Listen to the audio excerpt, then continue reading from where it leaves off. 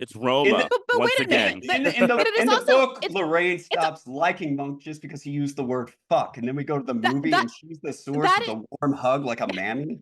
That's true, but it's also wait a minute. But it's also true in the book that he ends up feeling sympathy for Lorraine and giving her like 100, what was it, 100,000, whatever, pays her some big check, 10 grand or something.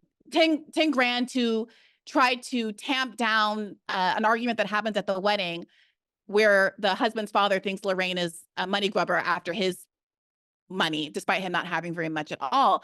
And Monk also expresses a sincere guilt and feeling of obligation. I'm not saying that that's like love and compassion, but a kind of a sense of noblesse oblige toward the housekeeper that is complicated by them being of the same background. Like, let's just be honest about exactly what happens in the book and the movie.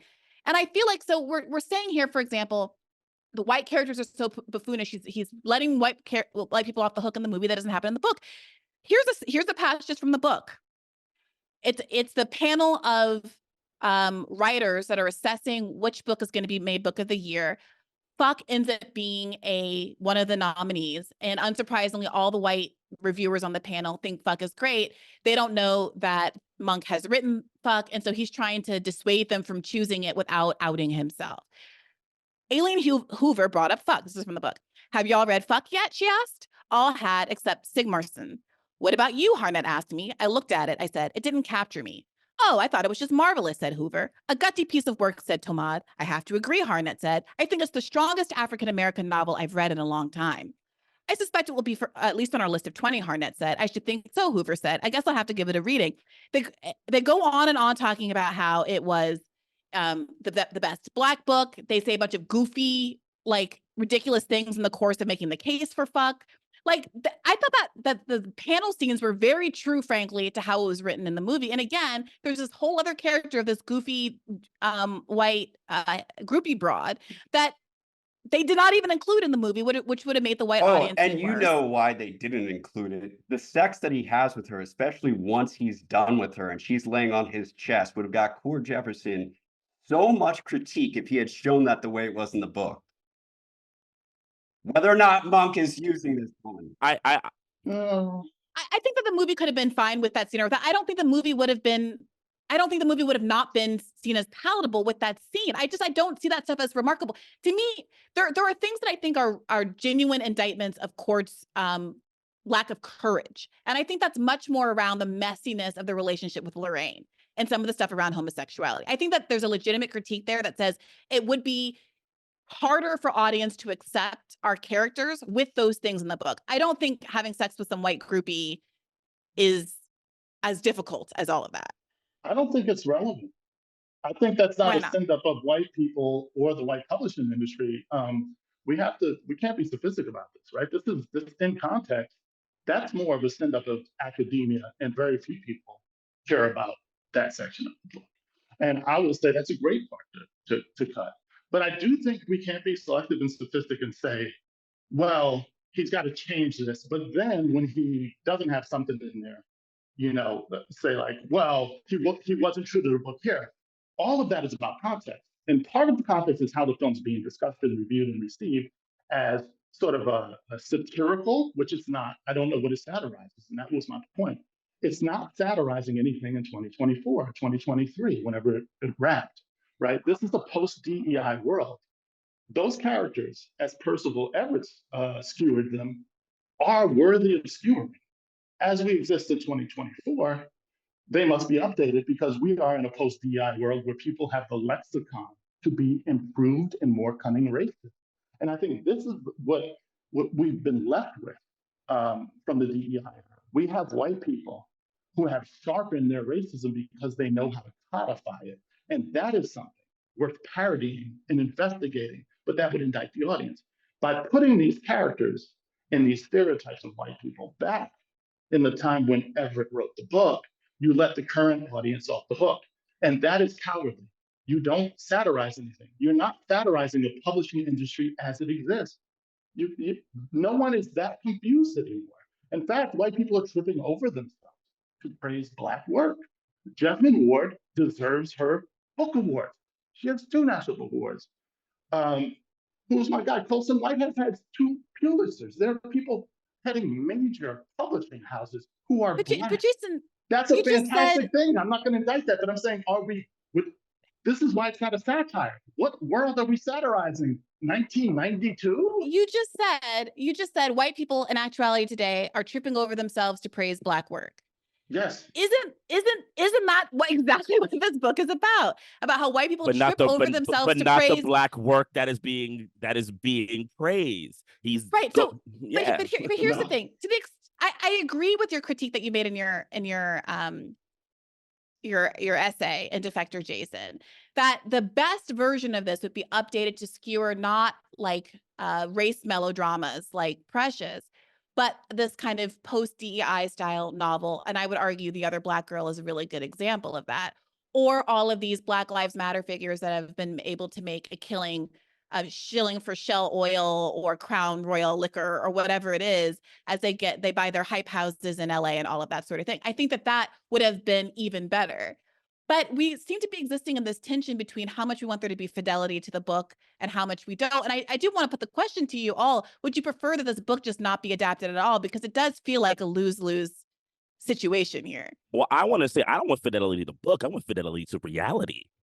I didn't go watching the film looking for erasure. I went in looking for what's happening now. Look, you can take books and take the essence of them and then flip them around. I think of Tarkovsky's Stalker, which is based on Roadside Picnic. If you read the two of them, they don't really have much similarity in terms of form. But what they do take is some of the essential pieces. And the essential pieces to me are gone. So yes, if he was going to do an update of it, the essential pieces of Stalker. No, I'm sorry, of Erasure. What do you think are the essential pieces of Erasure that don't make it into the movie? What do you think Erasure is fundamentally about? For me, Erasure was fundamentally about the Black bourgeoisies lying about their own identity, not really facing up to what they were, and how Monk's own egoism disallowed him to actually look at himself in an honest way. The film does not do that at all to me, at all. No, no. I don't know how to be more clear, because he does. Where in the film does he have a true critique of his class position? And they conveniently wait a minute. Hold on, let me finish. They conveniently take out all the elements where he could go through that. There's a difference between saying the book doesn't ask Monk to be critical of himself and introspective, right? Mm-hmm. I agree with you that the whole point is that here's this guy who I see the book as a book about a guy who thinks that he's being pigeonholed because he's a Black guy who doesn't write Black things, when largely he's being pigeonholed because he's a person who writes obscure things and races on the margins of it, right? And we see there's multiple, but that's a different telling than this class narrative. I appreciate that the movie is not telling a class story. But if you don't agree that that's at the heart of the book, there certainly is a class dynamic to the book. But I think it's a perfectly plausible reading of the book to say there are a lot of things going on here. And what I'm going to focus on is this kind of bourgeois delusion about what's holding you back, which I think is so central to what's going on with the Black bourgeoisie right now, where because of this marketplace for Black stories and Black trauma in the post-George Floyd era, you have this reality that because a poor Black man was killed in the street, all these affluent Black people get to tell stories about how hard it is to work in publishing. And this story about a guy who sees himself as being discriminated against basically on a racial basis simply because he's not writing things that are very interesting or have mass market appeal, that aspect of it, I think, carries very well through the book. And while we don't get that scene in the beginning, which I agree is a good one in the doctor's office, where he catches himself as prejudging a poor Black woman in the abortion clinic, we do get a version of that mirror being held back up to him when at the end of the movie, and that scene with Santara Golden, which I believe was incomplete, but was welcome because I didn't think it was coming at all. He is presented with the possibility that he is not, in fact, upset that Santara Golden is writing these kinds of stories, but he's upset that these are the kind of stories that are out there and have purchased because they reflect negatively on who he thinks he is as a Black person, and that he doesn't want to be subject to those kind of stereotypes about Black people, and that he has a kind of disgust for the Black poor and Black middle class, working class himself, and that he has to interrogate that in this one moment in the scene with Santara Golden. Now, do I think they let Santara Golden off the hook? Yes. But I think that they collapsed what that first scene in the book was doing in the abortion clinic into that by having that dialogue play out between the two of them. But you don't think by letting her off the hook, it dissolves the entire argument? No, I think it undermines the question of whether or not it's possible for a middle-class person to write good fiction about poor people. But I don't think that's the main preoccupation of the book or the movie. Well, it does completely dissolve it, and I think it's important not to look at this in a vacuum either. We would have to ignore the entire press tour that promote this movie, the New York Times profiles, in which a bunch of people who are professionally successful and financially well off continue to complain about the opportunities not given them in the publishing industry and in Hollywood. It's nonsensical. I have to share this. I can't help it. You couldn't believe what my inbox looks like in the wake of writing that and who has written me. And I will never betray my integrity and name those names, but I will read an excerpt from one of these emails from someone who works in Hollywood. I can't shake the feeling that something very serious has been lost amongst too many so-called Black artists. To some degree, especially in Hollywood, it's all a grift. But peddling in this much white comfort feels humiliating to me. I continue to marvel at the absolute moral deficit you'd have to possess to watch a video of a man being choked to death by state, and from that take away the lesson that you're not getting enough opportunities in Hollywood or media, or that there's now a bigger market for your book. I didn't write that as a critique, but I did receive that from someone who writes directly on film and TV in Hollywood, who is having serious crises of conscience because of this movie, specifically what this person wrote me about, and I think to remove that context, that larger context, and how the movie is being both critiqued and received and promoted, is to discuss this movie in the vacuum that makes the discussion null and void, right? But also, we have to be honest about who this movie appeals to and who writes about these movies, and how, in some ways, by giving people the lexicon to discuss race, we have cut ourselves out of the discourse. This is reviewed largely by white people who are explaining to us what a great satire it is of an industry where they don't understand the complexities or dynamics of those industries or even the history, nor did any of them bother to read the book. And if you're a critic, your sole job is to be aware and versed in what these movies are doing and how they fit in the context of society. And so we have this incredible context that Erasure predicted, where all white reviewers are telling us that this is brilliant and should be nominated for an Academy Award and is a great adaptation, and haven't even read the book. And I think to separate that from Cord's intentions is dishonest if you listen to his interviews and read his profiles. Those things are part and parcel of what we're discussing. When I look, go ahead, Bertrand. When I look at the book, in terms of what I would want translated to the film, the heart of the book is not that white folks just, heap praise on books written by Black folks.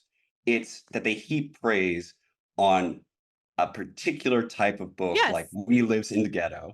Yes. And when you are reading that book, here's the thing. There is this juxtaposition between, this is why I think the class, the gender, the homophobia, all of that is so important, is because Everett is creating this juxtaposition between all the things that make up Black humanity and Black experience at the same time that this tiny little derivative of that is being celebrated. And he's very careful to create yet another juxtaposition between Juanita Mae Jenkins and Monk.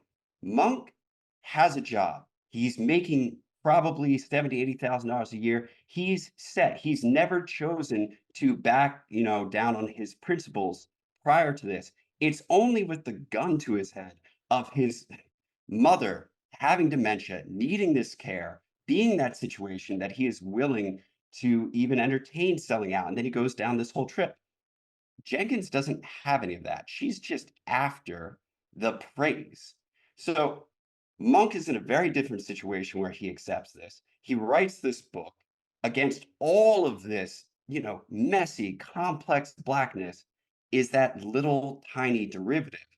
And when you translate to the film, if you take out all of that variety in the Black experience, all of that messiness, but you just show white folks celebrating some version of We Lives in the Ghetto, it's missing the heart of that book for me. And celebrating fuck, which is the book in which there is homophobia, ableism, rape, colorism, all of those things. So I think that you're right. But that is why that is why I think there is something both satirical and subversive that's happening in this film. What Erasure demonstrates is that there is a thin slice, or what it's trying to say is that there's a thin slice of Blackness that has a market appeal. And while there are changes in the marketplace that have happened since the 20 plus years when this book was written, and now in this post George Floyd, post woke era, it still is the case, I would argue, that there is a certain kind of Blackness that has marketability and purchase in the marketplace. And so it does seem to me that what Cord Jefferson is doing is that he is exploiting that reality. He's able to get this movie made. And this movie is superficially, when you watch the trailers and things, I thought it was going to be overwhelmingly about the struggles in the publishing industry, and white people only want this, and Black people are diverse, and what about middle-class Black stories? Do those get told, yada, yada, yada. But I think that for me, the quiet genius of the film was to say, on the backs of the idea of this being a race movie, I'm going to sneak in a middle-class family drama that is not representative or doesn't pretend to be representative of the Black experience, but is a story about a family with an ailing mother. It's a story about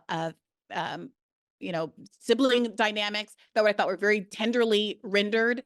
The sister character wasn't on the screen for very long, but I thought was played really warmly and beautifully, and the interpersonal dynamics in this Black family felt very real and human, and kind of, frankly, broadly universal outside of race in a way that so rarely Black movies get to be. And to the extent that there's this question about whether or not the homophobia, for instance, is stripped from the movie because white audiences aren't made to feel good about watching Black homophobia, or Black audiences don't want to see that, I would remind everyone that one of the most popular Black movies of recent years was Moonlight. It's Oscar bait to say, here are a bunch of poor Black people, and here's homophobia, and here are coming out stories. That seems to be very much marketable. What you don't see a lot of is just a real regular quiet film about people in a family living their lives where the characters happen to be Black. And I'm not saying that's radical, that's not transformational, it's not going to cure racism. It isn't any of that. But as art, is that your art for me? I'm sorry. Your experience of the Black family? I'm sorry.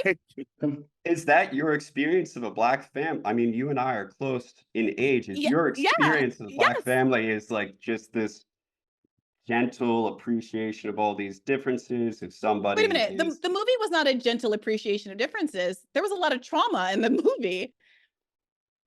You thought that the brother, you thought that this was a gentle, unproblematic family drama. I thought it was a drama. It was a family drama. They were able to concentrate all of the antagonism of the family into a dead father and a mom with dementia. They removed all of the sisters' criticisms of Cliff being a butcher. They removed the fact that she was not close to her brother. They replaced it with a line about how, oh, Monk, you were the favorite, and that caused me and the gay brother to bond. Doesn't happen in the book. They remove Monk's hostility to his brother, even if it's... Can I step in real quick? That's great to hear him too, man. Yeah. I got to step in real quick. I got to put in my Brechtian hat on, because the thing about this kind of stuff is catharsis and emotional connection to me is not a net positive or an always a positive. Evidently, I gotta say something to me. Life is really hard, and I enjoy movies that make me feel good, and I don't think that's a bad thing. And I just want to put that on the table. Yeah, but I know it's very popular to want everything to be difficult. No, let me finish. But then I will say that is fine. That is totally fine. But then we have to then name what people are doing. They're doing things to just medicate themselves. And you are medicating yourself without the truth. But this is not like a new critique that I'm giving. This is a critique as old as drama and cinema itself. Right? I'm not coming like some old curmudgeon who's coming out the wings. I'm going on a real cinematic critique. But also, what does this do? To me, what this does is gives cover to people, because it does not challenge anything. And if Black people just need soothing times, okay, that's what we have. But that's not going to move cinema forward. Everyone needs soothing times, including Black people. But in the movie, they're saying yes to that interview where they say, these are our stories. Have you seen Soylent Green? Have you ever seen Soylent Green? Oh my God. Yeah. So, but Yeah. Jason, No. this is why I asked you guys all what movies do you enjoy? Because if your critique is that you think that movies that are funny and light and pleasant, or that are just kind of saccharine and touching because like maybe you had a parent with Alzheimer's, or maybe you have dealt with a difficult sibling relationship and they resonate with you and they make you feel good. If you think that all of those kinds of movies are just not worth the paper the script is written on. Totally misrepresents my critique. This is like someone saying that Keith Sweat is on par with Nancy Wilson as a vocalist. I want you to listen to Keith Sweat. That's dope. Listen to Keith Sweat. I listened to it too. But wait a minute. When did I say, Jason? Wilson, no. But wait a minute. When did I say this movie was? You said subversive. You did use subversive. No, you just said. No, wait a minute. I'm fine with the movie, Jason, that actually relates to people with the. Jason, I'm fine with everything as long as I did not say. I have never, and I did not make an argument that this movie was high art. I haven't even argued that it deserves an Oscar. I just said I enjoyed the movie. Just like, yes, I enjoy Keith Sweat. Are we going to sit here and tear Keith Sweat apart? But that's not what I am debating. I am going to tear Keith Sweat apart if anyone ever tells me that Keith Sweat is Stevie Wonder.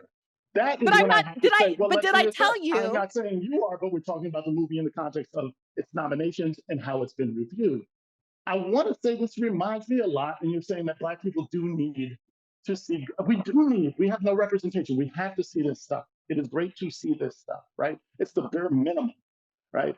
This is why I brought up Soylent Green. The world is so harsh that Edward G. Robinson has to go to the suicide room. There is nothing good in the world. And so they show images of nature and deer trotting across screen, and he takes the poison, and he finally sees something pleasurable that numbs him to the realities of the world. That's not something that counteracts the realities of the world, which is how this film is being celebrated. It's something that allows you an escapism from it. It allows you to feel something on the surface that doesn't get to anything on the core as to why the world is the way it is, right? You said it's a quiet genius. That's a whisper of some fucking genius. He didn't sneak in a family story. He painted over the entire challenging story with the family story. And if you strip out the violence, the interracial love, the intraracial classism, a strong condemnation of role-playing for individual capital gain, while posturing as subversive, authentic art, then you've made a hallmark movie, not a provocative societal critique. And that's my problem. If we're going to say we need more Black bullshit hallmark movies, yes, we do. I want them. I want to see those. If we're going to say, hey, this shit right here is brilliant, this right here really talked about what needed to be talked about, which is what the reviews are saying, then we are done. We're a self-check. I don't think, I saw people talk. Yeah, go ahead. If they were doing this press tour and saying that this was a feel-good Black movie, and that was the point of it, was to give Black people that feeling. If they completely abandoned the language that they ridicule in the film, no talk of what's raw, no talk of what's honest, if they didn't do any of that, if this was art for art's sake or joy for the sake of joy, I have nothing to say. But the moment can you guys bring up one of these reviews you're talking about? Because I was watching some reviews, watching some appearances with Cord Jefferson leading up to this. And I just watched one with him on Good Morning America when the other hosts, they loved the movie, but the kinds of things that they said they loved about the movie wasn't that it said what needed to be said. They said, oh, I'm a middle-class Black person and this has been my experience, and LOL. And they talked about it in terms of catharsis and it being a light, fun movie. Yes. Say that the movie came out, you wanted to write this movie, you wanted to direct this movie because there's a real poverty, this is you talking, there's a real poverty of imagination when it comes to people's perception of what Black life looks like. And there's a scene in the movie, do you guys remember when Monk is sitting there and that fictional cable channel is showing Black movies or Black Story Month? Yes. And it's Antebellum, and it's Precious, and it's New Jack City. So we're talking, gunfire, drugs, unwanted pregnancies. That's what people think when they think of Black stories. Mm-hmm. And that's why you wanted to tell this one. Yeah, absolutely. When I was working in journalism, I worked in journalism for about 8 years before I started working in film and television. And toward the end of my journalism career, I published this article called The Racism Beat that was about how my job on a weekly basis had become somebody coming to me and saying, do you want to write about Trayvon Martin getting killed? Do you want to write about Mike Brown getting killed? Do you want to write about X Black person getting killed? And it just felt like there was this revolving door of misery that my job had become. And then it felt like, on top of that, what can I write about this that I didn't write about it the last week that this happened, or the week before, or that Frederick Douglass wasn't writing about hundreds of years ago, right? Like, what can I contribute to this conversation? So when I started working in film and television, I was excited because it felt like finally I'm working in the world of fiction. We can write any story we want to write about black people. We can write about black people on the moon. We can write about black people riding dragons in the underworld, whatever. And lo and behold, it wasn't long before people were coming to me and saying, do you want to write this movie about a black teenager getting killed by the police? Do you want to write this movie about slavery? Do you want to write this movie about a crack dealer? And it just felt like, oh, even here, even in a world of fiction and fantasy, there's still such a rigid limitation as to what people think black life looks like. And that, to me, just was, was something that I wanted to try to speak about. You call this a little movie that could, and I think that's because I hadn't even heard of it until about a month ago. So who are these people? I'm not doubting it, but I would love to pull forward some examples of people who are frankly doing what the book critiques, which is to make everything about critiquing black art or commenting on black art by saying, this is so important and all of that. That would be funny to juxtapose, since obviously that's the critique that's made in the book. Yeah. Well, I'll say for me, this was reading the first week of interviews. I want to say it's for Deadline, where Cord Jefferson gets to say how important it is to have that marriage scene, and when he's basically talking about its value, there's this ongoing suggestion that this is a depiction of black life that like matches reality in some way that wouldn't have been there otherwise. There was also... Wait, I'm sorry. Can I stop you there? Is your argument that there's nobody whose reality is reflected in those kind of family scenes? No black people whose reality is reflected there? No, my argument is that once you say that your art reflects reality, you take on the obligations of an ethnographer, and you are free to be picked at for the ways in which your art departs from reality. But this is the you problem, don't get to say that you're a satire, but also just a feel-good. I'm so glad you said that. I'm so glad you're bringing this up, because I do feel like when I'm listening to some of your critique, that it feels like the critique is that it didn't represent poor and working class black life. And certainly it didn't as much as the book did, and that's a legitimate critique. But to the extent that it's being critiqued for actually, yes, representing middle class or upper middle class black life, which the book also does, right? I don't see that as the problem. If you want to say that the problem is that it excluded the working class characters' dramas, that's fine. But it is, what is wrong about saying that it is represented, or that even Cord Jefferson as a middle-class black person has an interest in representing middle-class black life? Nothing. He should make that movie instead of going to a 2 Live Crew record and deciding to make a Keith Sweat ballad out of a 2 Live Crew record. Hey YouTube, thanks for watching. Just a reminder that this is a podcast. You can catch an extra premium episode every Monday for $5 a month at patreon.com/badfaithpodcast. That's patreon.com/badfaithpodcast for $5 a month, an extra episode every week. Additionally, please do consider liking this video, subscribing to this channel. It helps us out. It helps independent media beat the algorithm. We appreciate you. And as always, keep the faith.